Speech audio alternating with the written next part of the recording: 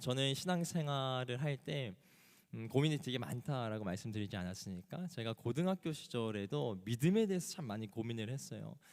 왜 믿음에 대해서 참 많이 고민을 했냐면 이건 어찌 보면 조금 부정적인 이야기로 들려질 수 있긴 하지만 교회 안에서 신앙생활 하는 사람들의 모습을 보고 교회 밖에서 살아가는 사람들의 모습을 봤을 때 제가 차이를 못 느꼈어요.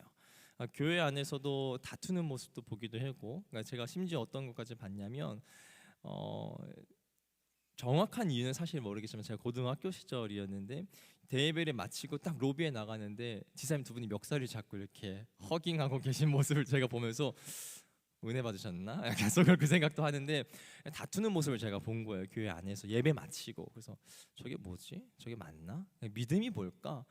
믿음이라고 얘기하는 거 그냥 나 예수님 믿습니다라고 얘기하면 끝나는 건가? 삶은 왜 똑같지? 라는 생각을 제 마음 가운데 많이 하게 되어졌습니다. 그리고 또 어떤 생각을 하게 됐냐면 또 어떤 고민을 하게 됐냐면 예수님을 믿고 우리가 천국 가는 것이 우리의 믿음의 그냥 결과물이라면 너무 안타까운 거예요. 제 스스로가 저의 인생이 안타까운 거예요. 왜냐하면 저는 태어날 때부터 모태신앙으로서 태어나 보니까 교회거든요. 그리고 내 가장 친구도 교회에 있었고, 그리고 교회 사람들은 나의 가족이었고, 교회는 나의 놀이터였고, 그렇게 자랐었다 보니까 어떤 사람이 제가 좀 부럽게 느껴졌냐면 세상에서 다 해보고 다 해보고 다 놀아보고 다 즐겨보고 죽기 직전에 나 예수님 믿습니다 하고 천국 가는 사람이 너무 부러운 거예요. 그래서 야, 천국 티켓 저렇게 따면 최고 아니야? 물론 우리의 인생 어떻게 될지 잘 모르겠지만 제가 그런 사람이 좀 부러웠어요. 그러다 보니까 제 마음에 계속 질문을 하는 거예요. 믿음이 뭘까? 단순히 천국 티켓 따는 거? 야, 그거면 진짜 나 지금 좀 방탕하다 올까? 뭐 물론 주님께서 갑자기 뭐 차를 받게 하셔가지고 어떻게 할지 모르겠지만 약간 그런 것에 대한 여러 가지 고민이 제 마음 가운데 들었습니다. 그래서 오늘은 제가 했던 그런 고민들, 믿음에 대한 고민들, 우리가 믿는다라는 것이 무엇일까? 또한 믿으면 우리 인생 가운데 도대체 무엇이 변할까? 어떠한 현상이 나타날까라는 것에 대한 이야기를 오늘 말씀을 통해서 함께 나눠봤으면 좋겠습니다. 오늘 요한복음 2장 말씀 가나 혼인 잔치의 이야기죠. 우리가 특세 때 한번 들었었던 것 같고, 그리고 목사님께서 안식년을 가시기 전에 주일에도 이 본문으로 했어요. 근데 저도 오늘 이 본문을 선택했습니다. 약간 제 마음 가운데에 이 본문 피하고 싶다라는 생각이 정말 강하게 들었지만 이 말씀을 꼭 전해야겠다라는 제 또 그 부담감이 더 크게 느껴져서 오늘 본문을 선택하게 되었습니다. 그러니까 사실 요한복음 2장에 나오는 가나 혼인 잔치 이야기는 너무나도 익숙하게 들어서 또 똑같은 얘기 하겠거니라고 생각하실 수 있지만 저는 오늘 좀 새로운 관점에서 요한복음 2장의 말씀을 함께 묵상하고 싶다라는 생각이 들었어요. 우리가 성경책을 가지고 있는데요. 성경책 안에는 복음서라는 것이 있습니다. 복음서가 총 몇 개 있는지 아십니까? 몇 개 있을까요? 네 개 있어요. 할렐루야.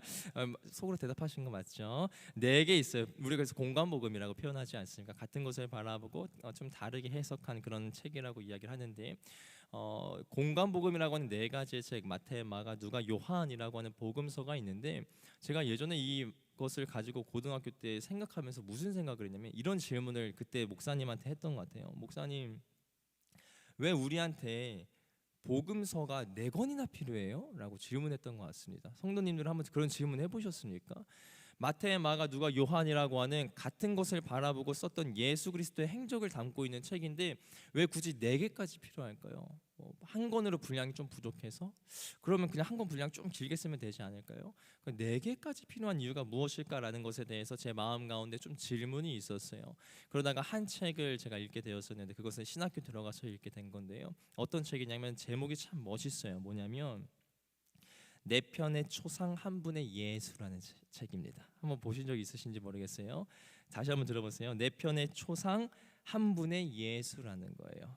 예수 그리스도라는 실체는 한 분 계신데 마태, 마가, 누가, 요한이라고 하는 사람이 각자의 관점에서 예수 그리스도를 초상화 그리듯이 그린 책이 마태, 마가, 누가, 요한이라는 것입니다. 그러니까 우리가 사자성어에 그런 표현이 있어요. 좀 부정적인 표현으로 사용되어지긴 하지만 맹인모상이라는 표현 한 번쯤은 들어보셨죠? 맹인이 코끼리를 만지잖아요. 어떤 사람은 다리를 만지고, 어떤 사람은 코를 만지고, 어떤 사람은 꼬리, 어떤 사람은 배를 만지고. 야, 코끼리는 기둥 같은데 통나무 아니야? 코끼리는 야 밧줄 같아, 야 코끼리는 벽 같은데 그렇게 말하지 않습니까? 이게 어리석음에 대해서 표현하는 게 맹인모상이긴 하지만 저는 이것이 사실 어찌 보면 복음서의 내용과 좀 비슷하다라는 생각을 해보게 돼요. 우리의 작은 인생으로 인해서 그 먼지와 같은 존재가 전지전능하신 천지를 창조하신 하나님을 다 알 수 있을까요? 저는 없다라고 생각합니다. 그러나 우리가 마태, 마가, 누가, 요한의 관점을 통해서 예수 그리스도를 봤을 때 또 그들이 얘기하는 예수 그리스도를 이해할 때 하나님에 대해서 조금 더 폭넓게 이해할 수 있기 때문에 네 권의 복음서가 필요한 것이 아니겠는가라는 생각을 좀 해보게 되었습니다. 그래서 네 편의 초상을 조금 다른 표현으로 사용하면 어떻게 이야기를 할 수 있냐면요, 바로 신학이에요. 그래서 마태의 신학, 누가의 신학, 마가의 신학, 요한의 신학이라고 표현할 수 있을 것 같습니다. 저는 오늘 왜 이 좀 어려운 이야기를 먼저 서론에 꺼내냐면요, 오늘 요한 신학이라는 관점을 가지고 요한복음 2장의 말씀을 좀 함께 살펴봤으면 좋겠다라는 생각이 들었습니다. 그러니까 요한의 신학을 가지고 가나 혼인 잔치 이야기를 함께 살펴봤으면 좋겠는데요, 가나 혼인 잔치의 이야기의 말씀을 묵상하다 보면 뭐라고 표현되어지냐면 이것은 예수님께서 보여주셨던 첫 번째 표적이었다라는 표현이 등장해요. 그러니까 요한복음 안에는 몇 가지의 표적이 등장하시는지 혹시 들어보셨습니까? 총 7가지의 표적이 등장합니다. 요한복음 안에 총 7가지의 표적이 등장하는데 오늘 읽었던 본문의 이야기는 첫 번째 표적이다라고 성경에는 기록되어져 있어요. 근데 요한 신학의 관점에서 묵상하면 어떠한 것을 묵상해 볼 수 있냐면 총 7가지의 표적이 있는데 그게 시간 순서가 아니라는 겁니다. 이해가 되세요? 총 7가지의 표적이 그 요한복음 안에 등장하는데 요한이 그것을 기술했을 때 시간 순서, 우리가 흔히 얘기하는 연대기 순으로 1번부터 2번부터 3번부터 7번까지 그렇게 기록한 게 아니라 자신이 생각했을 때 중요했던 순서의 배열을 따라서 그것을 배치했을 가능성이 굉장히 크다라고 요한복음의 학자들은 얘기하고 있다는 것입니다. 근데 오늘 우리가 함께 읽었던 가나 혼인 자체는 몇 번째 표적이라 말씀드렸죠? 첫 번째는 중요하다, 강조하고 싶다라는 것으로 해석되어질 수 있지 않겠습니까? 결국엔 제가 얘기하고 싶은 것을 딱 정리해서 얘기하면 요한은 자신의 복음서에서 강조하고 싶은 것이 있었는데 그것은 가나 혼인 잔치의 이야기를 통해서 나타나는 그 핵심을 강조하고 싶었던 것이다라는 이야기를 오늘 할 수 있다라는 것입니다. 그렇다면 가나 혼인 잔치에 들려지는 어떠한 이야기를 요한이 강조하고 싶었을까? 그것에 대해서 정리하면 저는 딱 이렇게 나올 수 있을 것 같아요. 바로 물이 변하여 포도주 된 것처럼 슬픔의 잔치가 기쁨의 잔치가 되었던 것처럼 요한은 변화라는 것을 강조하고 싶었겠다. 예수 그리스도가 우리 인생 가운데 찾아오면 슬픔의 잔치가 기쁨의 잔치로 바뀌었던 것처럼 예수 그리스도가 우리 인생 가운데 찾아오면 정결법에 사용되어졌던 더러운 물이 최상급 포도주가 되었던 것처럼 반드시 변한다라는 것을 요한은 먼저 강조하고 싶었다라는 것입니다. 저는 가끔 교회 안에 거짓말이 들릴 때가 참 많이 있어요. 오늘 설교 제목도 그렇게 잡았는데 어떤 분들은 그렇게 얘기해요. 야, 믿음 생활은 각자 자기에게 주어진 달란트와 성향대로 하는 거야라고 말하시는 분들이 종종 있으세요. 제가 우리 교회에서는 아직 못 봤는데 이전 교회에서 어떠한 말씀을 제가 들었었냐면 되게 말을 직설적으로 하시는 분이 계셨거든요. 근데 그런 분이 뭐라고 표현하셨냐면 교회는 자기 같은 사람이 필요하다라고 말씀하셨어요. 그래서 자기와 같이 날선 말을 쭉 해줘야지 사람들이 긴장도 하고 교회가 어지럽혀져 있지 않다라는 이야기를 저한테 하시는 거예요. 그래서 제가 속으로 뭐라고 말씀드렸냐면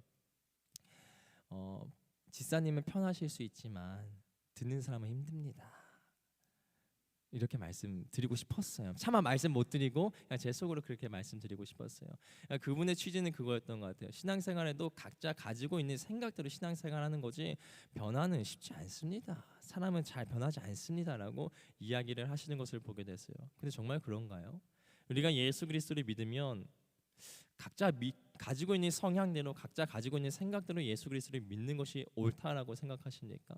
근데 성경은 그렇게 얘기하고 있지 않다라는 것입니다. 성경은 우리에게 무엇이라고 먼저 증언하냐면 예수 그리스도를 믿으면, 예수 그리스도를 만나면, 예수 그리스도를 우리 인생 가운데 주인으로 초청하면 반드시 변한다.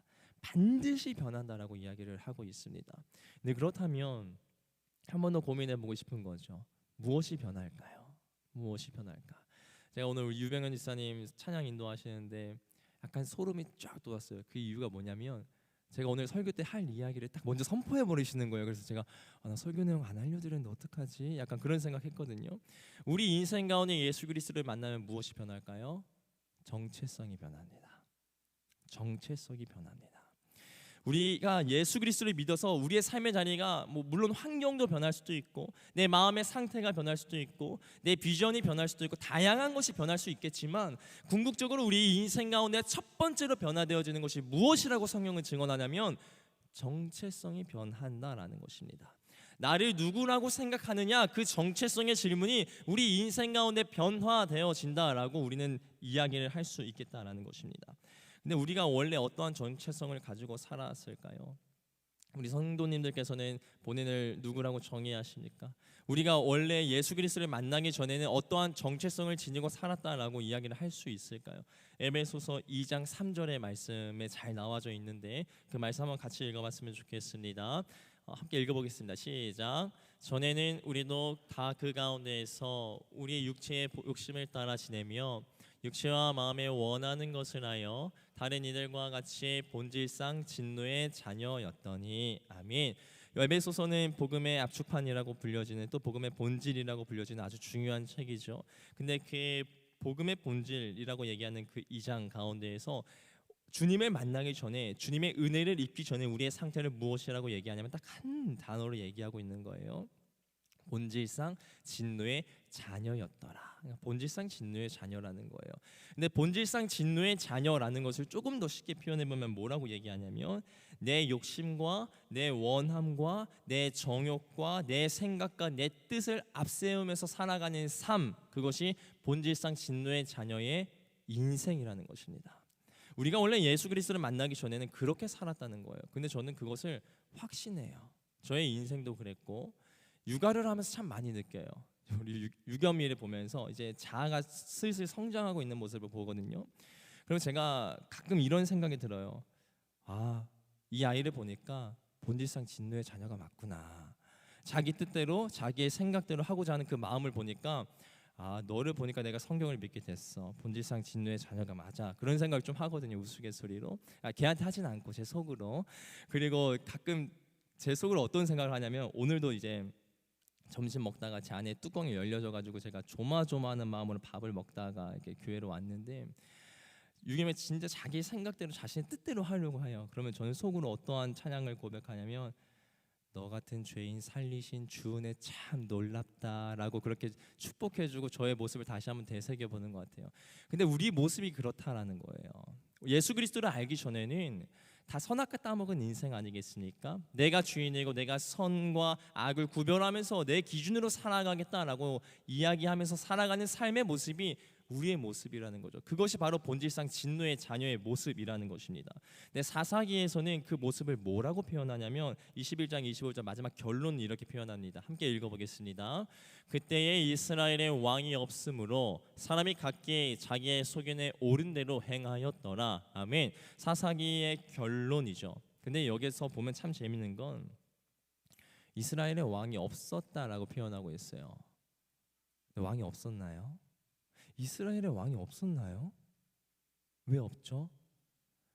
살아계신 하나님이 계신데 왜 왕이 없다라고 표현했을까요? 사실 히브리어 원어를 보면 이거는 비아냥거리는 논조가 섞여져 있다라고 얘기합니다.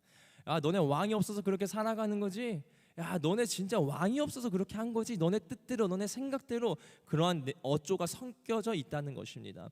그러니까 결국 우리가 본질상 진노의 자녀로 살아간다는 것은 왕이 분명히 살아 계심에도 불구하고 우리 인생 가운데 영원하신 왕이 계심에도 불구하고 상관없이 내 뜻대로 내 원하는 대로 내 생각대로 내 기준대로 내가 선과 악을 구별하겠어, 내가 원하는 마음대로 내 정욕대로 살아가겠어 라고 하는 것이 우리의 삶의 모습이었다라는 것입니다. 근데 그렇게 살아가면 우리의 삶에 어떠한 결과값이 생길까요? 로마서 6장 23절 우리에게 너무나도 익숙한 말씀인데 한번 같이 읽어보겠습니다. 시작. 죄의 삭은 사망이요 하나님의 은사는 그리스도 예수 우리 주 안에 있는 영생이니라. 아멘. 이 말은 우리가 죄인으로 살아갔을 때 우리의 인생 가운데 주어지는 것은 지옥입니다. 그리고 예수님을 믿으면 우리에게 영생이 있습니다 라는 것을 얘기하고 있지만 또 다른 메시지는 어떠한 것이 내포되어져 있냐면 죄인으로서 살아가는 우리의 인생은 본질상 진노의 자녀로서 살아가는 우리의 인생에 나타나는 모든 결과값은 사망이라는 거예요. 내가 기준이 되어서 내가 중심이 되어서 내가 나의 뜻과 나의 선악과 먹은 인생으로 살아가면 내 삶의 자리 가운데 나타나는 모든 결과는 아무리 선해 보일지라도 아무리 나이스해 보일지라도 그것 가운데 펼쳐지는 결과값은 사망밖에 없다라는 것입니다. 결국에 우리가 원래 어떤 정체성을 가지고 살아가던 인생이냐면 내가 주인이 되어서 내가 기준이 되어서 내 마음대로 내 뜻대로 내 정욕대로 살아가던 인생인데 그로 인해서 우리는 사망이라고 하는 결과값밖에 주어지지 않는 인생이었다는 거예요. 그러니까 우리가 지난주에 설교 들으셨던 것처럼 늘 공허한 거예요. 사망밖에 없으니까 늘 배고픈 거예요. 영적으로 배고프고 영적으로 목마르고 영적으로 뭔가 갈구하고 채우려고 하는데 바닷물이라서 채워지지 않고 더 갈증이 생기고 그러한 인생을 살아가는 것이 우리의 인생의 모습이라는 것입니다. 결국 성경은 우리에게 먼저 증언합니다. 우리의 인생의 먼저 정체성은 무엇이었냐면 주님을 알기 전에 우리는 원래 어떤 사람이었냐면 본질상 진노의 자녀였다라는 것입니다. 근데 그것이 변한다는 게 복음인 거죠. 그것이 변한다는 게 요한복음은 그 변화를 무엇이라고 처음 요한복음 서론에 소개하고 있냐면 요한복음 1장 12절에서 13절 한번 같이 읽어보겠습니다. 시작. 영접하는 자 곧 그의 이름을 믿는 자에게는 자녀의 권세를 주셨으니 이는 혈통으로나 육정으로나 사람의 뜻으로 나지 아니하고 오직 하나님께로부터 난 자들이니라. 아멘. 본질상 진노의 자녀였던 우리가 우리의 인생 가운데 나타나는 변화는 무엇이냐면 요한은 이렇게 얘기하고 싶었던 것입니다. 하나님의 자녀가 되었다. 할렐루야. 하나님의 자녀가 되었다라는 것입니다. 우리 인생 가운데 늘 사망이라고 하는 결과밖에 주어지지 않았던 삶의 자리가 이제는 복음을 받아들이고 나서 예수 그리스도를 초청하고 나서 하나님을 우리 인생 가운데 왕으로 모시고 나서 하나님의 자녀가 되었다. 그리고 아까 봤던 로마서 6장 23절의 표현에 의하면 그리스도 예수 우리 주 안에 있는 영생이니라. 늘 사망의 결과값만 주어졌던 우리들의 삶이 이제 영원한 생명을 소유한 자로 영원한 생명을 누릴 수 있는 자로 바뀌어진 정체성을 가지게 되었다. 이것이 성경에서 증언하는 변화입니다. 그리고 성경이 우리에게 증언하는 복음입니다. 단순히 예수 그리스도를 믿으면 잘 되겠지, 천국 가겠지, 더 좋아지겠지, 환경이 변화지겠지. 물론 그것도 맞지만 그건 협소한 거고요. 전체적인 하나님 나라 복음에서 일부분이고 실질적으로 우리의 삶의 자리 가운데 변화되어지는 것은 내가 본질상 진노의 자녀였는데 이제 하나님의 자녀네. 내 정체성이 바뀌어지게 되어진다는 것입니다.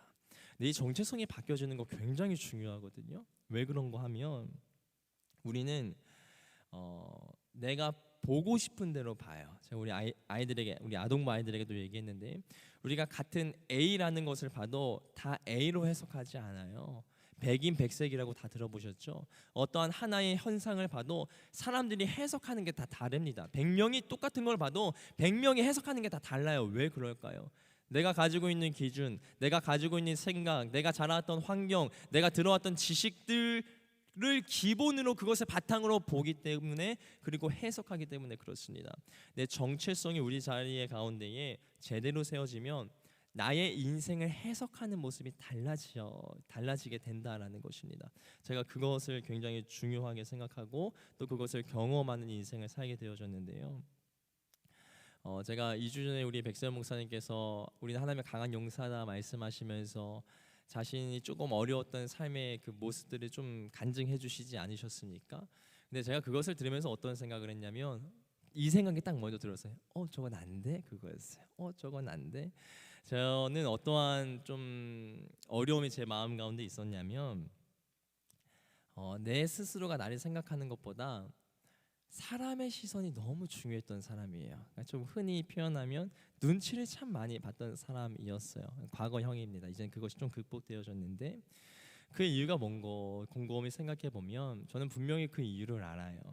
제가 예전에 음악 잠깐 배웠다라고 말씀드리지 않았습니까? 음악 배웠을 때 제가 성악을 짧게 입시로 준비했었던 그 시간들이 있었는데 그때 약간 이제 장학생이라는 제도를 배웠어요. 처음에는 이제 재정을 드리지 않고 교수님한테 드리지 않고 교수님이 저를 픽업해 주셔가지고 저를 가르쳐 주셨던 거였거든요. 근데 그렇게 배웠는데 정말 힘들게 배웠어요. 어떤 게 힘들었냐면 저는 인생 살면서 누구와 싸워본 적이 단 한 번도 없어요. 물론 아내와 티격태격하는 거 말고 누구와 싸워본 적이 한 번도 없어요. 그러니까 누구를 향해서 소리 높여서 야 그렇게 해본 적이 한 번도 없어요. 있었을까요? 없었던 것 같아요. 제 기억에는 없었던 것 같아요. 근데 그런 것도 없었고 그러다 보니까 당연히 누군가와 주먹 다툼을 한 적도 단 한 번도 없었어요. 그냥 그런 게 싫었어요. 왜 굳이 뭐 자기 혈기 부려서 자기 고집 부려서 굳이 그렇게 싸워야 되나? 그러니까 어린 시절에도 그런 것을 생각하면서 살았던 것 같아요. 그렇게 누구를 때려본 적도 없고 맞아본 적도 없고 싸워본 적도 없는 인생을 살았는데 고등학교 1학년인가 2학년 때쯤부터 음악을 시작하면서 너무 많이 맞았어요. 교수님한테 너무 많이 맞았어요. 그 약간 저에게 트라우마로 좀 남아 있거든요. 아직까지도. 레슨을 배웠는데요. 옛날 방법으로 가르치는 것 같아요. 그 이제 교수님이 120kg나 되는 거구셨거든요. 근데 저한테 누우라고 하시는 거예요. 누워봐, 승준아 누워봐. 근데 갑자기 너 이제 복식호흡 시작해야 돼. 그리고 제 배 위에 올라오시는 거예요. 그래서 점프를 뛰어요. 우와, 살려주세요. 야, 배 힘 들어가면 안 아파. 복식호흡 이렇게 배울 거야. 그렇게 하시면서 저를 가르치셨어요. 근데 제가 가장 충격에 남는 트라우마처럼 남아있는 그 상황은 어떤 상황이었냐면 레슨 받고 있는데 저한테 그러시는 거예요. 야, 너 진짜 동태 눈깔이다. 너 도끼를 좀 품어야 돼. 그러면서 이제 고추장을 먹이신 적도 있었고 막 그런 꼬집고 그런 건 진짜 수도 없이 일어났던 일이었는데 갑자기 제 머리에 팍 치시는 거예요. 그래서 너무 아픈 거예요. 아 뭐지? 근데 피가 나는 거예요. 와 뭐야? 알고 보니까 열쇠 꾸러미를 들고 제 머리를 팍 치신 거예요. 그러니까 그렇게 한 1, 2년 맞으니까 갑자기 제 자존감이 확 떨어지더라고요. 난 누구지? 여긴 어디지?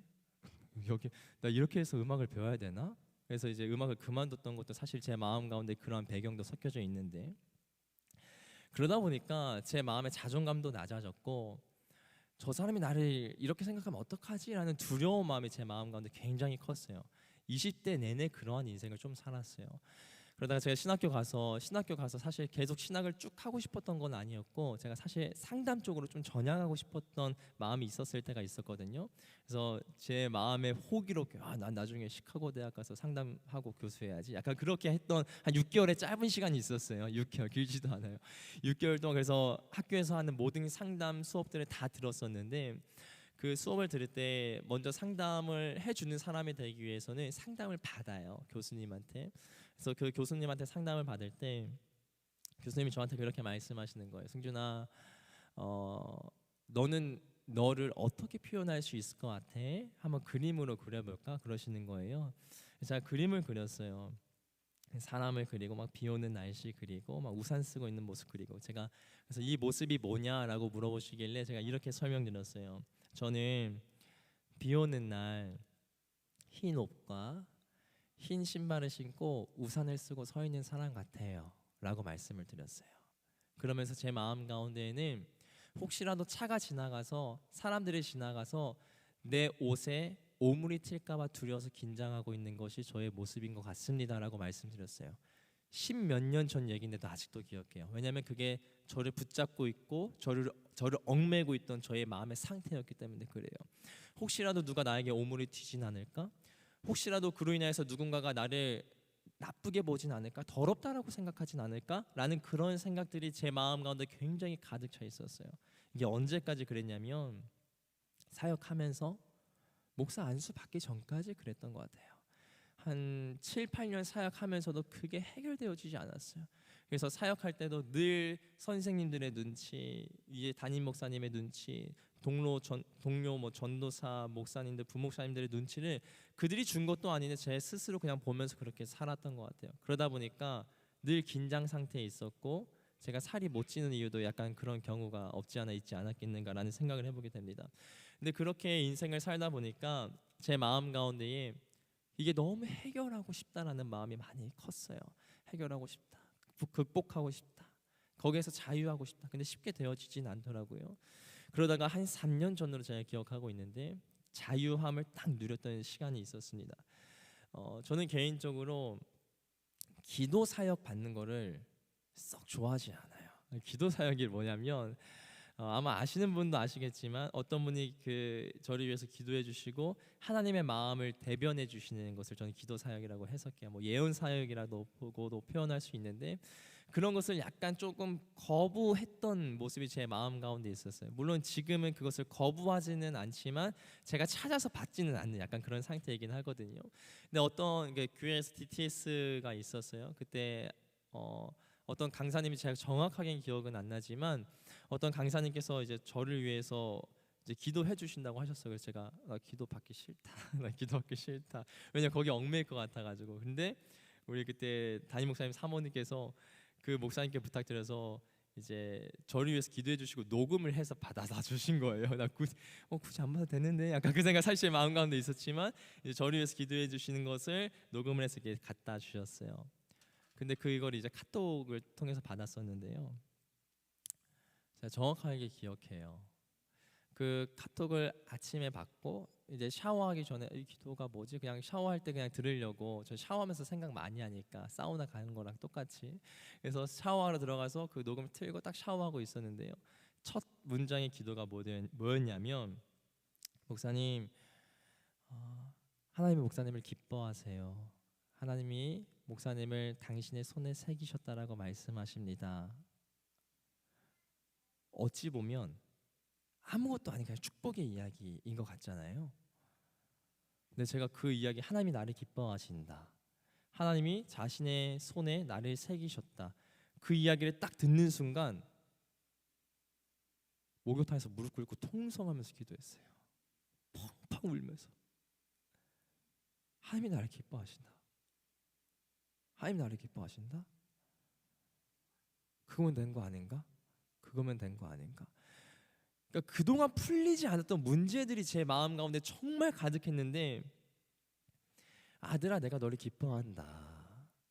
세상의 시선이 뭐가 그리 두렵니? 내가 너를 기뻐하는데 그거면 충분하지 않겠어? 승준아 이제 너를 얽매고 있던 그 모든 결박에서 좀 자유를 얻자. 내가 너를 기뻐해. 세상이 바라보는 시선이 아니라 내가 보는 시선으로 너를 바라볼 수 없겠니? 라고 주님께서 말씀하시는 그 음성이 제 머리를 탁 스치는 순간 정말 몇 초도 안 걸렸어요. 십몇 년 동안 수년 동안 제 삶을 얽매이고 있었던 그 저의 잘못된 정체성이 한순간에 깨어지게 되었습니다.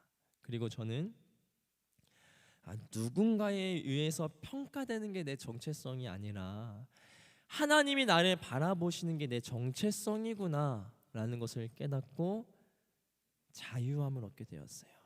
그리고 참 놀랍게도 그날 아침의 묵상이 누가복음 3장의 말씀이었는데 세번역으로 보다가 제가 거기서 또 눈물을 펑펑 흘렸어요. 한번 제가 기록했는지 모르겠지만 누가복음 3장 한번 같이 읽어보겠습니다. 에노스의 셋 아담에게 이르는데 아담은 하나님의 아들이다. 아멘. 저 주황색의 문구가 저의 인생을 변화시켰습니다. 아담은 하나님의 아들이다. 그동안 세상의 시선으로 저를 바라봤었는데 그로 인해서 오물이 묻을까, 세상의 사람들이 나를 어떻게 바라볼까 두려워하는 정체성을 가지면서 살았는데 그냥 주님의 한 말씀, 승준아 내가 너를 기뻐한다, 넌 내 자녀야, 넌 내 아들이야, 그것이 저의 인생을 다 바꿔놓았습니다. 저는 이제 물론 사람들의 눈치를 보는 것은 어느 정도 있겠지만 저는 사람들의 눈치로 인해서 제 마음이 흔들리고 요동치는 않아요. 왜냐하면 하나님이 나를 기뻐하신다라고 말씀하시니까 그게 내 정체성이니까, 그게 주님께서 나에게 말씀하여 주시는 나의 존재감이니까 이제는 그 어떠한 것으로도 제 인생이 흔들리지 않습니다. 오늘 이 말씀을 함께 나누고 싶었어요. 예수 그리스도가 우리의 삶의 자리 가운데에 오시면 무엇이 변할까? 믿음이 우리 가운데 생기면 무엇이 변할까? 저는 이것을 얘기하고 싶습니다. 정체성이 변한다. 세상의 기준으로 살아가고 있던 우리들의 삶의 자리가 이제 세상의 기준이 아닌 하나님의 말씀을 기준으로서 살아가는 것이 우리의 정체성이 되어진다라는 것입니다. 이제 말씀을 마무리합니다. 세상은요, 우리에게 그렇게 평가하면서 이야기를 해요. 내 손에 들려진 게 뭐냐, 너의 손에 들려진 게 뭐냐, 그것이 너의 정체성이다라고 얘기해요. 조금 쉽게 표현하면 너의 손에 어떤 차키가 들려있어. 벤치야? 그럼 너 벤치의 인생이야. 할렐루야.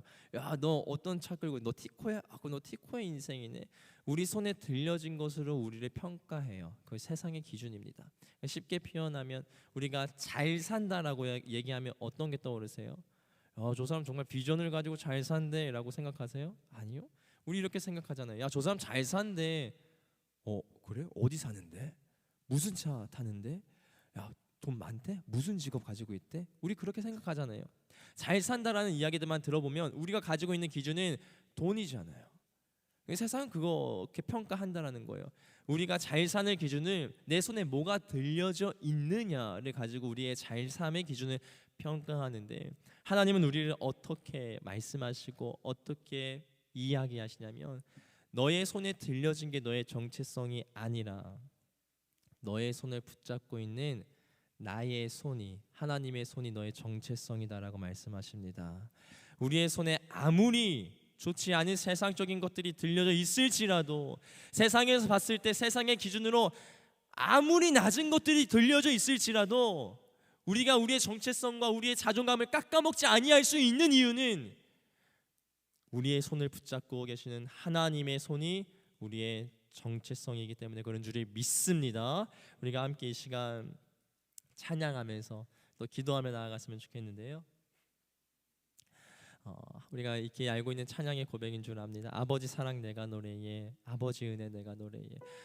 우리의 삶의 자리 가운데에 하나님이 우리를 얼마나 사랑하시는지, 얼마나 주목하시는지, 얼마나 이 땅에 바라보고 계신지를 깨달을 수만 있다면, 그것이 우리의 정체성이 된다면 저는 확신합니다.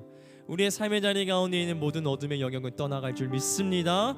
우리의 인생을 결박하고 있는 모든 죄의 결박들도 자유케 되어질 줄을 믿습니다. 요한복음에 나오는 표현처럼 진리를 알지니 진리가 너희를 자유케 할지니라, 그 말씀이 우리 가운데 들려질 줄 믿습니다. 우리 이 시간 오늘 함께 찬양하며 기도하며 나아갈 때에, 하나님, 내가 그동안 나의 손에 들려진 것을 나의 정체성이라 생각했는데, 나의 존재감이라 생각했는데, 이제 나의 손을 붙잡고 계신 하나님을 나의 정체성으로 인정하겠습니다. 나는 하나님의 자녀입니다 라는 그것의 확신과 믿음의 선포와 고백이 우리 가운데 있기를 간절히 축복합니다. 함께 우리 찬양하면서 기도하며 나아가겠습니다. 아버지 사랑 내가 노래해, 아버지 은혜 내가 노래해. 그 사랑 변함없으신, 거짓없으신 성실하신 그 사랑, 상한 갈 때 꺾지 않으시는, 상한 갈 때 꺾지 않으시는, 꺼져가는 등불 끄지 않는 그 사랑 변함없으신,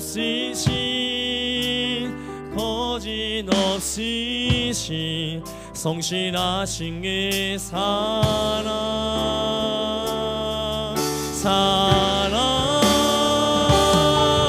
그 사랑 날 위해 죽으신, 날 위해 다시 사신 예수 그리스도, 다시 오신 그 사랑, 죽음도 생명도 천사도 수 없는 영원한 그 사랑. 우리 다시 한번 처음부터 믿음으로 선포합니다. 아버지 사랑, 아버지 사랑 내가 노래,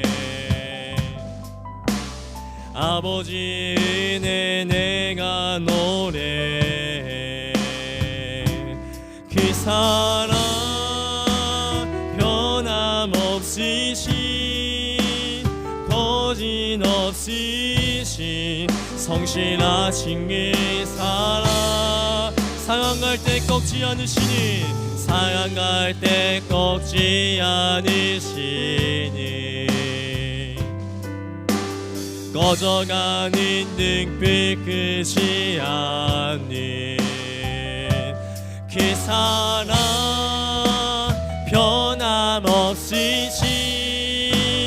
거짓없으신 성실하신 그 사랑. 사랑하네 그 사랑. 나 위에 죽으신, 나 위에 다시 사신 예수 그리스도, 다시 오신 그 사랑. 죽음도 생명도 천사도 하늘의 어떤 권세도 끊을 수 없는 영원한. 다시 한번 믿음으로 선포합니다. 그 사랑, 그 사랑. 나 위에 죽으신, 나 위에 다시 사신 예수 그리스도, 다시 오실 그 사랑. 죽음도 생명도 천사도 하늘의 어떤 권세도 끊을 수 없는 영원한 그 사랑. 우리 이 시간에 기도하며 나아갑니다. 하나님, 우리의 삶의 자리 가운데 우리의 정체성이 하나님의 자녀인지를 믿습니다.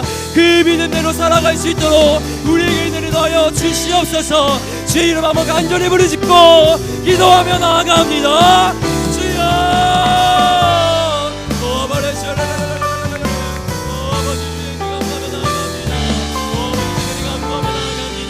하나님, 우리의 삶의 자리 가운데에, 우리 인생 가운데에 하나님 주의 능력을 비춰 주시옵소서.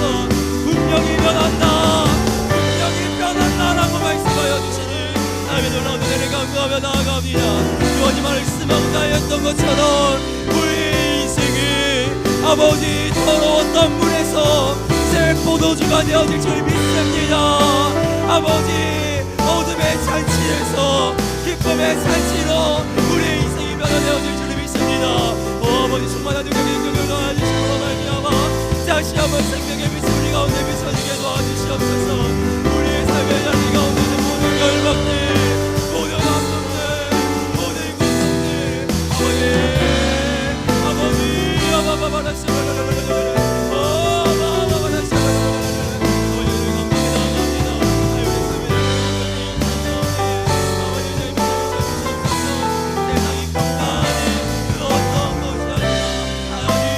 하나님이 말씀하여 주시고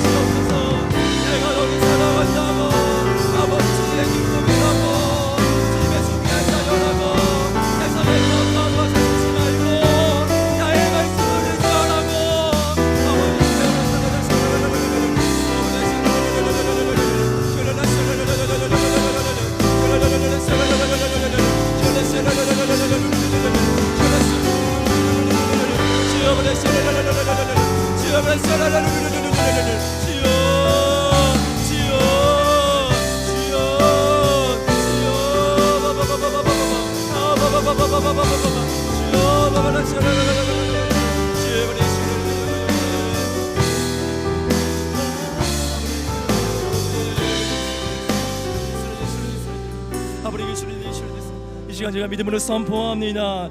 생명의 빛이 비쳐 우리 인생 가운데 어둠을 떠날지어다. 다시 한번 믿음으로 선포합니다. 생명의 빛이 비추어 우리 인생의 어둠을 떠날지어다. 세상의 거짓 정체성에 속지 아니할지어다. 우리 인생을 묶고 있는 모든 죄의 결박을 부러질지어다. 다시 한번 주님의 이름을 선포하며 기도하며 나갑니다. 주여.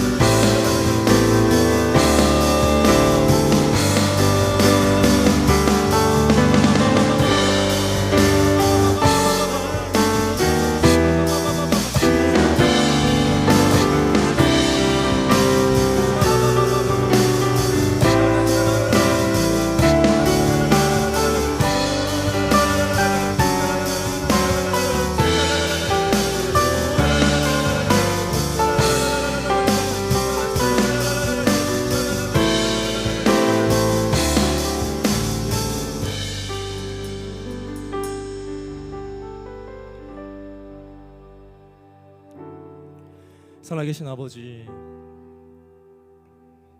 우린 너무 세상에 속고 살았습니다. 세상은 우리의 손에 들려진 게 무엇이냐라고 질문하며 그것이 너의 정체성이라고 이야기하지만 우리 아버지 하나님은 그렇게 말씀하여 주시지 않으셨습니다. 너는 그 존재 자체로 존귀하다. 내가 너를 기뻐한다. 너는 그 무엇과도 바꿀 수 없는 나의 사랑하는 자녀이다라고 주님께서 말씀하여 주십니다. 하나님, 이 시간 간구합니다. 그동안 속고 있었던 우리의 정체성이 다시 한번 주의 말씀에 힘입어 주님의 말씀하여 주시는 하나님의 자녀의 정체성으로 변화되어지게 도와주시옵소서. 그리고 그로 인하여서 우리들의 삶의 다리가 주님께서 허락하여 주시는 풍성한 생명의 잔치가 되어질 수 있도록 아버지께서 은혜의 은혜를 더하여 주시옵소서. 주님, 때로는 이 세상을 살아가면서 그 믿음이 흔들릴 때도 있지만 계속해서 속을 때도 있지만 다시 한번 주의 말씀을 붙잡기를 원합니다. 다시 한번 주의 말씀을 의지하기를 원합니다. 그 은혜와 그 믿음과 그 선포대로 살아갈 수 있도록 우리에게 은혜를 더하여 주시옵소서. 이제는 우리 주 예수 그리스도의 은혜와 하나님의 사랑과 성령의 사귐의 역사가 하나님의 자녀로서의 정체성을 붙들고 살아가기를 소망하는 주의 자녀들 머리 가운데 있기를 간절히 축원하옵나이다. 아멘.